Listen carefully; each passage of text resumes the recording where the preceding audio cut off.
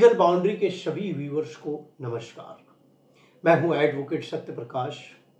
और आज मैं आपके साथ आया हूं एक नए विषय पे और उस विषय पे जिस विषय के आने के बाद आज पूरे देश में इस बात की चर्चा हो रही है कि क्या किसी व्यक्ति के खिलाफ इतनी बड़ी साजिश हो सकती है। क्या किसी मुख्यमंत्री के खिलाफ ऐसी साजिश हो सकती है। क्या फेक डॉक्यूमेंट्स तैयार किए जा सकते हैं। क्या फेक सरकारी रिकॉर्ड्स तैयार किए जा सकते हैं। क्या किसी व्यक्ति को इस नियत से फंसाया जा सकता है कि वह व्यक्ति एक पार्टी का और भावी बड़ा नेता बनकर उभरेगा। इस नियत से पूरी विपक्षी ताकतें उसको फंसाने के लिए अंतर्राष्ट्रीय फंडिंग का सहारा ले सकते हैं। हाँ, मैं बात कर रहा हूं सुप्रीम कोर्ट द्वारा दिए गए उस फैसले के बाद आज पूरे देश में इस बात की चर्चा हो रही है कि आखिर प्रधानमंत्री नरेंद्र मोदी को फंसाने के लिए तीस्ता सितलवाड़ा नाम की एक महिला जो एनजीओज और अंतर्राष्ट्रीय संगठन और विपक्ष के नेताओं और तो और सरकारी अधिकारियों और फर्जी डॉक्यूमेंट्स तैयार करने के लिए कैसी कैसी साजिश रची और आखिरकार सुप्रीम कोर्ट ने उस तीस्ता सितलवाड़ा जो जाकिया जाफरी जो इस केस की ट्रू विक्टिम बताई जा रही थी उसकी एक सहारा लेकर कैसे 2002 के बाद लगातार करीब 20 वर्षों तक जो बाद में गुजरात के मुख्यमंत्री की कुर्सी से आगे निकल के देश के प्रधानमंत्री दोबारा चुने गए नरेंद्र मोदी के खिलाफ एक साजिश रची गई और अंतर्राष्ट्रीय स्तर पर भारत की छवि को धूमिल करने के लिए फर्जी फेक डॉक्यूमेंट्स तैयार किए गए। सुप्रीम कोर्ट ने कल अपने फैसले में साफ कर दिया कि तीस्ता सितलवाड़ा द्वारा फर्जी डॉक्यूमेंट्स जो तैयार किए गए वो इस साजिश के तहत और इस कॉन्स्पिरेसी और इस पूरी आर्किटेक्ट जो व्यवस्था बनाई हुई है जो एक पूरी गैंग सिस्टम में कार्य करता है उस पूरे विषय पे गहन जांच करने की जरूरत है। वहीं सुप्रीम कोर्ट ने इस फैसले में साफ कहा कि पिटिशनर के ऊपर पुलिस अर्थात जो एजेंसीज है वो प्रॉपर तरीके से जांच करे और उसके बैकग्राउंड की जांच करने की जरूरत है। आखिर क्या कहा सुप्रीम कोर्ट ने। सुप्रीम कोर्ट ने अपने फैसले में जो बातें कही जिस विषय पे मैं आज आपके सामने डिस्कस करूंगा। जब सुप्रीम कोर्ट ने कल इस फैसले को देने के बाद कुछ जो डायरेक्शंस दिए उसी आधार पे सुप्रीम कोर्ट का फैसला आते ही गुजरात क्राइम ब्रांच की टीम तुरंत मुंबई पहुंची और वहां से तीस्ता सितलवाड़ा को उसके घर से गिरफ्तार कर लिया गया। गिरफ्तार करने के साथ ही गुजरात पुलिस के पूर्व director general of police RB Sreekumar को भी अरेस्ट किया। तीस्ता सितलवाड़ा पे ये आरोप है कि आरबी श्री कुमार, संजीव भट्ट, हीरेन पांड्या ने एसआईटी के सामने जो बयान दिया वो बयान झूठे, निराधार और सोची समझी नियत के तहत दी गई, जबकि ये लोग वहां पे उस समय मौजूद ही नहीं थे और असलियत ये थी कि इनका कार्य लॉ एंड ऑर्डर की एक समीक्षा बैठक जो बुलाई गई थी वहां जाना था, लेकिन ये लोग वहां नहीं पहुंचे थे।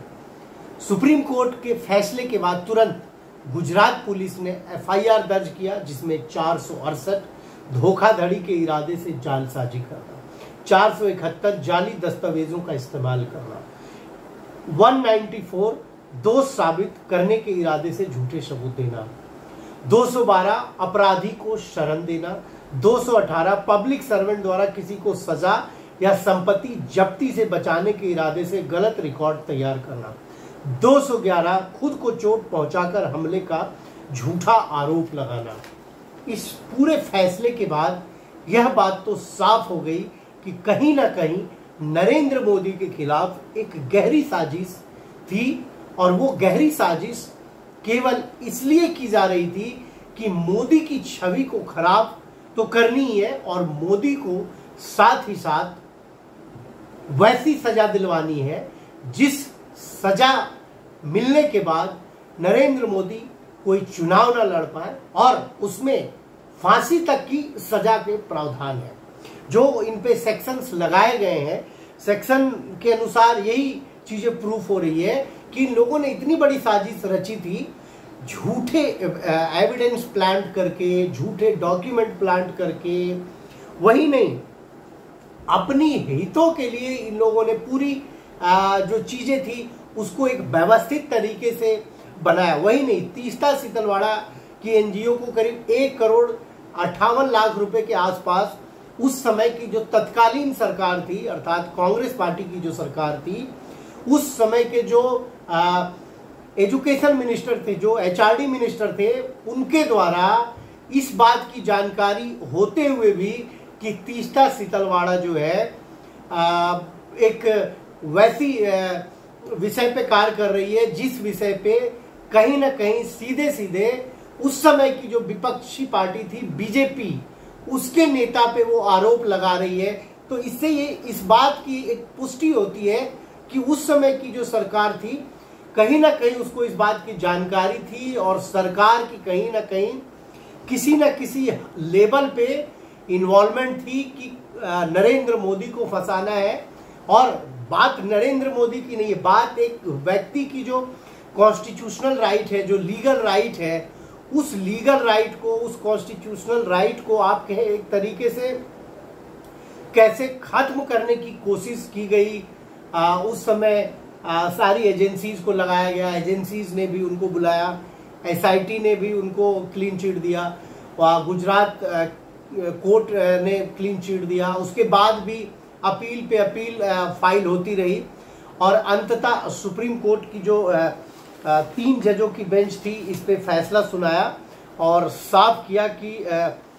इस मामले में नरेंद्र मोदी जो है वो निर्दोष है। साथ ही जो अन्य आरोपी है जिन पे ये आरोप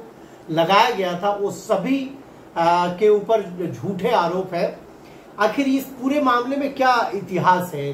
वो जानना आज के युवाओं को जरूरी है, क्योंकि उस समय बहुत ऐसे लोग होंगे जिनको इस बात की जानकारी नहीं। उस समय घटना घटी 2002 में, जब